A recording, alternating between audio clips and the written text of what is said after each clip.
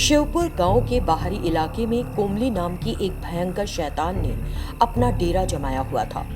वो शैतान साल की हर 5वीं अमावस की रात 21 साल की लड़कियों को उठा ले जाती थी और उन्हें मार डालती थी। ऐसा करते समय अगर कोई भी उन लड़कियों को बचाने के लिए उससे भिड़ने की कोशिश करता तो वो शैतान उन्हें भी मौत के घाट उतार देती। कोमली शैतान रात के वक्त शोर मचाकर उन गांव वालों के दिल में अपना आतंक बनाए रखती। इस कारण से सभी ग्रामीण हमेशा सहमे हुए रहते थे। एक दंपत्ति नारायण और उसकी पत्नी कमला, जिन्हें इस बारे में कुछ मालूम नहीं था, उस गांव में रहने आ गए। नारायण की जुड़वा बेटियां थीं और वे 5 दिन बाद 21 साल की होने वाली थीं। उस दिन जब ये परिवार रात को सो रहा था, उस शोर और भयानक आवाजों से उनकी नींद खुल गई। मुझे कुछ अजीब सी आवाजें सुनाई दे रही हैं जी, बड़ी भयानक है। हाँ, मैंने भी कुछ आवाजें सुनी। रुको, मैं बाहर जाकर देखता हूं। नारायण बिस्तर से उठकर बाहर आया और चारों ओर देखा। उसने गांव के ऊपर एक बड़ा सा साया उड़ता देखा। वो घबरा गया और जल्दी से घर के अंदर आया। एक बड़ा सा डरावना साया आकाश में उड़ रहा है, जिसे सुनकर माँ बेटी डर गई। यहाँ आते समय मुन्नी बुआ ने कहा था कि वो गांव अच्छा नहीं है। मुझे भी यहाँ मनहूसियत सी महसूस हो रही है। हमें ये गांव छोड़ देना चाहिए। अभी इस गांव में आए हैं हम, 1 दिन भी नहीं हुआ है। ऐसे एकदम से सारा सामान लेकर कहाँ जाएंगे? डरो मत, मैं कल गांव वालों से पता करूंगा। अगले दिन सुबह सुबह नारायण रात में उस साये के बारे में जानने वहां के एक व्यस्त इलाके में गया। वो एक पेड़ के पीछे खड़ा हो गया। अमावस्या का दिन 10 दिन बाद है। न जाने इस बार उस शैतान की वजह से किस लड़की की जान चली जाएगी। दूसरे व्यक्ति ने कहा, कल ही नारायण और उसका परिवार हमारे गांव में रहने आया है। उसकी 2 बेटियां हैं। वो 21 साल के लगभग लगती हैं। मुझे डर है कि इस बार वो बच्चियां शिकार बनेगी। बेचारे कहाँ इस गांव में आकर फंस गए। जानने के बाद अगर वे इस गांव को छोड़ने की कोशिश करेंगे तो शैतान किसी को नहीं बख्शेगी। उनकी बात सुनकर पेड़ के पीछे खड़ा नारायण डर गया। वो उनसे और कुछ पूछे बिना वहां से चला गया। उसे बस ये समझ आया कि शैतान 21 साल की लड़कियों को अपना शिकार बनाती है। हे भगवान, मेरी प्यारी बेटियां 4 दिन में 21 साल की होने वाली है। मैं उस शैतान को उन्हें मारने नहीं दूंगा। अगर मैंने उन्हें ये बताया तो वो बेहद डर जाएंगी। मुझे इस शैतान के आतंक का हल ढूंढना होगा। वो फौरन पड़ोसी गांव में रहने वाले एक तांत्रिक के पास गया। आपको मेरी बेटियों को किसी भी तरह बचाना होगा। डरो मत, मैं आने वाली अमावस्या के दिन तुम्हारे घर आकर मंत्रों की शक्ति से उस शैतान को पकड़ लूंगा। तुम चिंता मत करो। घर जाकर नारायण ने अपनी पत्नी और बेटी से कुछ नहीं बताया। 4 दिन बीत गए और दोनों लड़कियां 21 साल की हो गईं। नारायण बहुत घबराया हुआ था कि पता नहीं कब क्या हो जाएगा।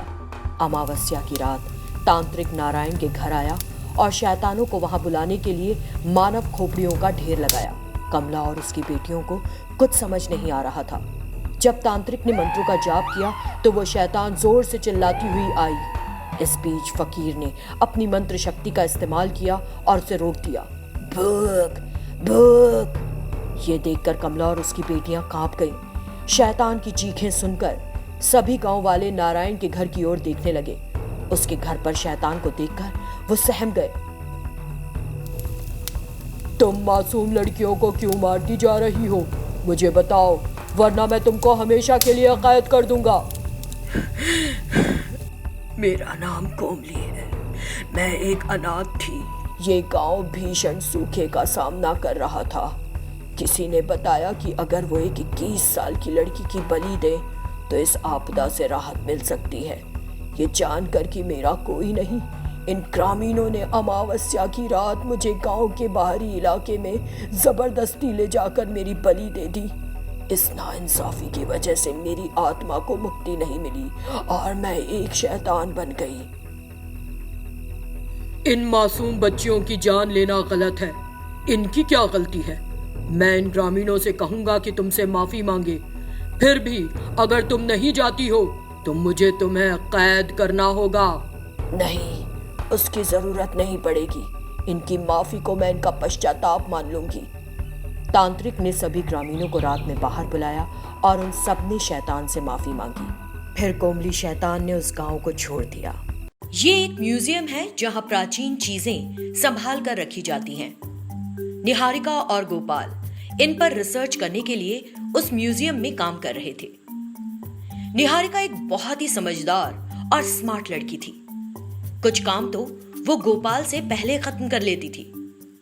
एक दिन म्यूजियम डायरेक्टर मिस्टर शंकर ने निहारिका को फोन किया। हेलो निहारिका, कहाँ हो तुम? सर, मैं म्यूजियम जा रही थी।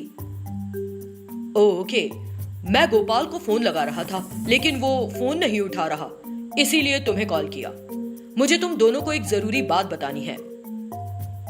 जी सर, बताइए क्या बात है? तुम दोनों को कल इजिप्ट जाना है, मम्मी स्टडी करना है और रिपोर्ट तैयार करनी है। एक काम करना, तुम गोपाल को भी इन्फॉर्म कर देना। फिर मिस्टर शंकर ने कॉल डिस्कनेक्ट कर दिया। निहारिका धीरे धीरे चलकर म्यूजियम पहुंची। फिर वहां जाकर गोपाल से बोली, गोपाल, शंकर सर बहुत देर से तुम्हारा फोन ट्राई कर रहे हैं, तुम फोन क्यों नहीं उठा रहे थे? ओ, मेरा फोन साइलेंट मोड पर था और मैंने काफी देर से चेक भी नहीं किया। अब किस लिए फोन कर रहे थे? कल हमें इजिप्ट के लिए रवाना होना है, वहां जाकर एक रिपोर्ट तैयार करनी है। रिपोर्ट? क्या स्टडी करनी है? क्या रिपोर्ट बनानी है? इजिप्ट पिरामिड्स की, ममीज स्टडी करना है। ओह, मैं बहुत एक्साइटेड हूँ। मम्मी को इतने करीब से देखने को मिलेगा, मजा आएगा।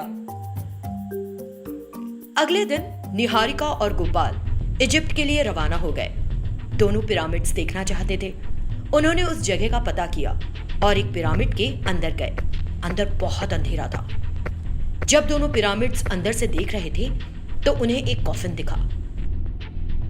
गोपाल ने निहारिका से कहा, वाह निहारिका, कितना गजब का है। इस कॉफिन में मम्मी होगी निहारिका। चलो इसे एक बार खोलकर देखते हैं। नहीं गोपाल, देखो, किसी और कॉफिन पर ताला नहीं लगा है, लेकिन इस पर लॉक लगा हुआ है। जबरदस्ती का पंगा मत लो। इसे खोलना हम दोनों के लिए खतरनाक हो सकता है। ओ कम ऑन निहारिका, तुम मेरे बारे में अच्छी तरह जानती हो ना। अब अगर मैंने इसे खोलकर नहीं देखा तो मुझे रात भर नींद नहीं आएगी। ठीक है, तुम्हारी मर्जी। अगर कुछ गड़बड़ हुई तो तुम अकेले जिम्मेदार होगे। मुझे लगता है कि इस कॉफिन का कुछ राज है, इसे मत खोलो। ओह, अब तो मैं नहीं रुक सकता। खतरा है या राज, ये तो खोलने पर ही पता चलेगा। फिर गोपाल ने उस कॉफिन को खोलने की कोशिश की। तुम ना। निहारिका वहां से चली गई और अपनी रिपोर्ट बनाने लगी। तभी अचानक गोपाल के चीखने की आवाज आई। निहारिका उस ओर भाग कर गई। उसने वहां गोपाल को मरा हुआ पाया। कॉफिन से निकलकर एक मम्मी ने गोपाल की हत्या कर दी और गायब हो गई। निहारिका समझ नहीं पाई कि आखिर गोपाल की मौत हुई कैसे। गोपाल की लाश को देखकर वो बहुत घबरा गई और भागने लगी। अचानक एक मम्मी उसके सामने आ गई। निहारिका डर गई। वो उससे बचने के लिए फौरन वहां से भागी और एक कोने में छिप गई। फिर उसने तुरंत म्यूजियम डायरेक्टर को फोन किया। हेलो सर, मैं निहारिका बोल रही हूँ। सर, मैं इस वक्त एक पिरामिड के अंदर हूँ। गोपाल ने एक लॉक्ड कॉफिन को खोल दिया सर। उसमें से मम्मी निकली और गोपाल को मार डाला सर। मुझे समझ नहीं आ रहा है कि मैं क्या करूं। मम्मी मुझे देखते ही मुझे भी मार डालेगी। मैं क्या करूं सर? काम करने की बजाय ऐसी मूर्खता क्यों की तुम दोनों ने? गोपाल से ऐसी उम्मीद नहीं थी। तुम डरो मत, मैं उस मम्मी को काबू करने का मंत्र जानता हूँ। मैं तुम्हें वो मंत्र बताता हूँ। तुम मम्मी के सामने उस मंत्र का जाप करना और फिर उसे कॉफिन में वापस जाने के लिए कहना। वो तुम्हारे काबू में आ जाएगी, समझी? डायरेक्टर ने निहारिका को जल्दी से वो मंत्र बताया। निहारिका ने मंत्र सुनकर अच्छे से याद कर लिया। तभी वो खूनी मम्मी सामने आ गई और निहारिका को घूरने लगी। तुरंत निहारिका ने मंत्र का जाप शुरू कर दिया। मंत्र की शक्ति से वो मम्मी निहारिका के काबू में आ गई। फिर निहारिका बोली, जैसा मैं करूं वैसे करो। तुम उस कॉफिन में वापस जाओ फौरन। निहारिका के ऐसा कहते ही मम्मी कॉफिन में चली गई। निहारिका ने उस कॉफिन को जल्दी से ढककर उस पर फिर से ताला लगा दिया और फिर जल्दी से उस पिरामिड से बाहर भागी। निहारिका ने बिना अपने होश गंवाए उस मम्मी से अपने आप को बचा लिया, लेकिन गोपाल की मौत हो गई। नई जगह होने के बावजूद गोपाल ने खतरा मोल लिया, जिसकी कीमत उसे अपनी जान देकर चुकानी पड़ी।